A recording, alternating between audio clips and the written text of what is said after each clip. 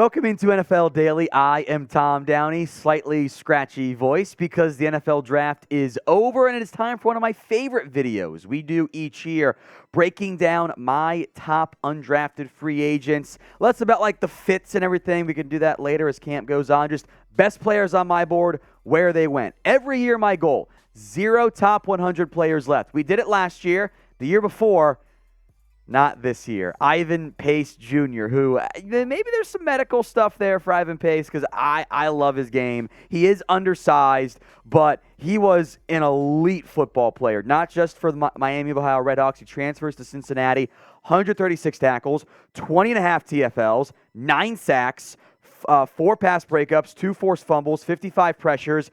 He's an undersized pass rusher. Let him blitz. He's awesome. If he was built even averagely, if he was built like at 6'3", 231 and not such short arms, I genuinely think he would have been a much earlier round pick. He's not really 231. He was 222 at his pro day, so he kind of bulked up for the combine. That's a big factor of why he maybe didn't test the best there. But production's elite. I love this pickup by the Minnesota Vikings, my number 1 UDFA. A big thank you, by the way, to everyone who tuned into our live NFL draft coverage all 3 days. We didn't start talking about 2024 prospects on day 3 either. We'll do that in the coming days, though. So make sure you guys are subscribed if you haven't already. YouTube.com/@chatsportstv. Free videos every single day. Number 2, and this, if Pace had been drafted, this would have been my my best finish of like lowest graded player where undrafted, or I guess highest graded player, Emil, Ekiyor, the interior offensive lineman out of Bama. I believe medical is why he went undrafted. I'll try to answer why these players went undrafted, right? Hernia in 2021, knee scope, and a left shoulder all in 2021. I think that might have been the main issue there. Right guard, not the best athlete. Took a big step forward this year. Phone booth type of player. Great pickup there by the Indianapolis Colts. The Cleveland Browns at number 3. Lonnie Phelps, another Miami of Ohio transfer to Kansas, by the way. Pass rush upside, athletic ability. There is just a lack of size. He's 6'3", 244. He was number 152 on my board, 4th/5th round grade. He is a sub-edge rusher. I don't think he's going to have the most success as a run stopper. He also torched Tennessee Tech, and that did inflate his production this past year. Back-to-back Browns pickups here. Congrats, Cleveland. Ronnie Hickman. I know many Browns fans who will be excited about adding multiple Ohio State players this year. Nicknamed Rocket, although he maybe isn't the same level of speed that you would expect for that player there. No workout due to a right hip injury. I think that's a big reason why he went undrafted. I like him as a safety 3. Kind of can do some box, can do some deep stuff, but like him better in the box there. 4th/5th round grade for me. It would have been a really cool story to see Andre Carter get drafted. Unfortunately, that did not happen. 4th/5th round grade, 156 overall. Vikings got him too. How about that? Vikings-Browns dominating the top 5 here. He took a major step back this year from 17 TFLs, 14.5 sacks to 7.5, 3.5. He needs a year, if not 2, of like an actual NFL weight room and like training. He didn't get that at Army. You are asked to do other things, other responsibilities at Army than, being a full-time football player. Be patient. The upside here is still there for Andre Carter. Who is your number 1 undrafted free agent signing? Sound off in the comment section. Which player, it can just be for your favorite team, that's fine too, did you like the most? It's pinned comment, by the way, so if the ad break comes here on YouTube, take advantage of it. Head down there. Let me know. Eli Ricks, who once had some first-round buzz at Alabama because he had that great freshman year, right, at LSU. He went undrafted because of some off-the-field and medical shoulders. He has 2 torn labrums. That's a red flag. He was in Nick Saban's doghouse at Alabama. There are games you look like, this is the best corner in the draft. And then there were moments he just didn't look like he knew what he was doing. Great note from my notes here. If Ricks hits, he's a top 3 corner in the class with the ability to play press man. if he doesn't mature / stay healthy, he could be at the NFL real quick. That is why he went undrafted. To the Eagles, who they're taking some gambles, but it might be really good this year. Starling Thomas V. This is a sleeper for me, someone I knew I was higher on than most people. A lot of special teams value here. He profiles that, return kicks, return punts, and was a gunner. This could be the guy who makes your roster as a core special teamer. Medical red flag, he tore his ACL twice. Once in high school. He played through it, though, in 2019. He tore his ACL, finished out the season with it. Unbelievable. And then he missed the entire 2020 campaign. This is a Dan Campbell type of guy. Sean Tucker, who I know some of the fantasy community is super, super high on. He went undrafted for what has been reported as a heart medical condition. So clearly enough to get an undrafted pickup here with the Tampa Bay Buccaneers. The medical red flags are why he was only in the 5th round for me. He eventually did his late pro day testing. He did claim he ran a 4.33 and a 41.5-inch vert. He is fast straight line. He is not 4.43 fast. He claimed to run the fastest 20-yard split ever. No. He then jumped 38 inches at his actual testing. So juiced it by 3.5 inches. Okay, sure. But he would have been a draftable player there. Doesn't bring you much on third downs. Too many drops. Bucs didn't draft a running back. Could make the team there. Tyrus Wheat, the Dallas Cowboys, kind of a tweener. He's a rare 3-down player, or 3-role player. He played safety, linebacker, and edge, all at different points in college. Number 9 overall player as a UDFA, 168 overall on my board. He goes to the Dallas Cowboys, while the brother of Cowboys corner Rajon Wright goes to the Carolina Panthers. This is the last chance you, kid, as well. I actually liked him better than Rajon Wright coming out. He was 175 on my board. Deshaun was much lower. He had a hip flexor injury at the Senior Bowl. The right thumb prevented injury testing, which was also bandaged this year, so maybe there is some thumb issues there. 2 interceptions, 11 pass breakups. Like that pickup for Carolina. And then one of the most productive players in all of college football history, Caleb Murphy out of Ferris State. 3 years at Grand Valley State, 2 at Ferris State. How about this production? That's why he's 5th round grade. The traits were not great. It's a big reason why he went undrafted, plus small school.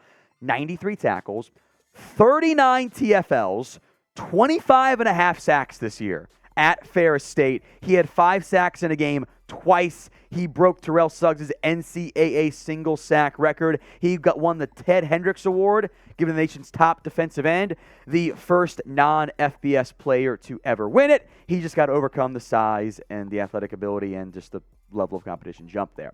NFL rookie jerseys are out for a ton of NFL teams. Some placeholder numbers you'll see on screen here. They won't ship them to you until the actual number is decided. Go to chatsports.com/NFL jersey. I'll put that link in the comments section and the description of today's show.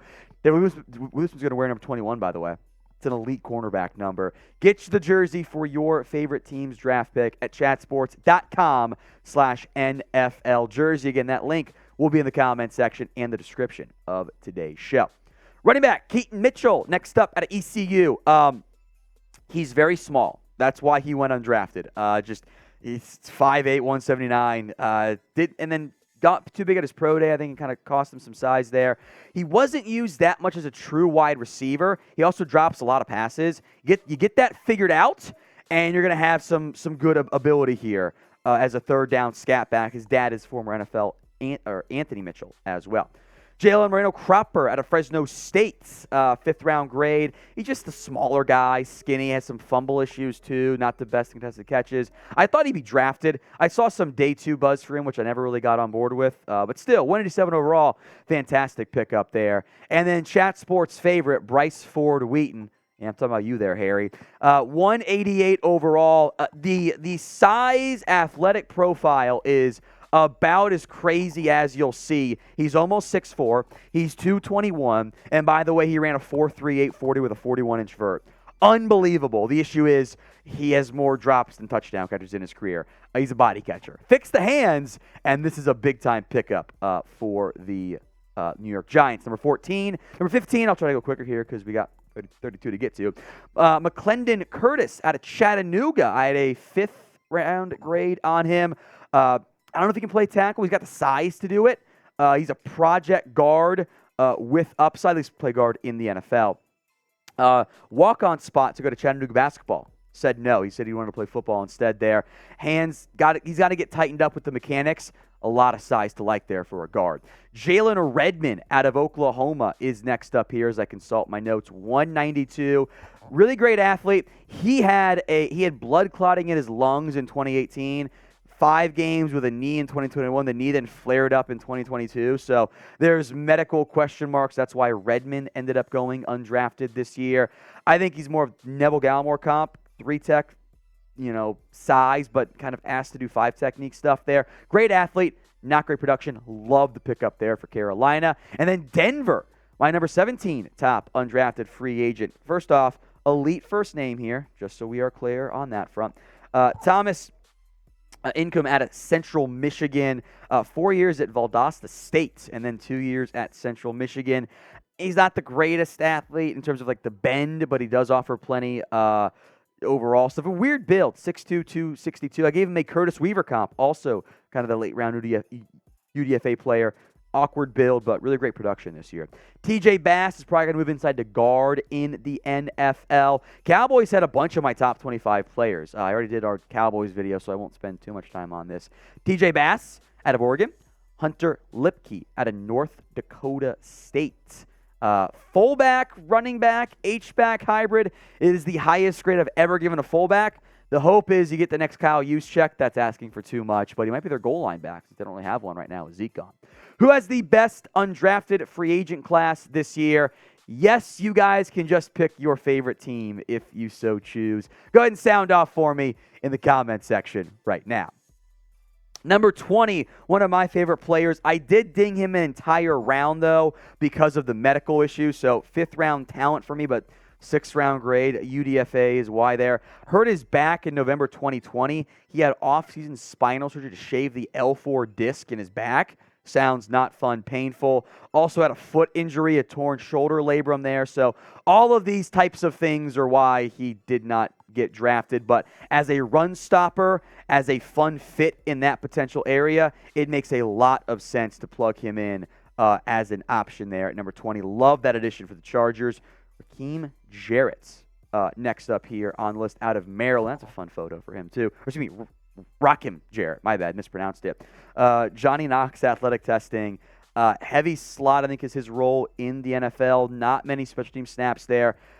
He really struggled with hands in college. On non-screen catches this year, his numbers fell off a cliff like a lot of the Maryland receivers did overall. He had 20 non-screen catches. 7 of them were drops, which just is not very good.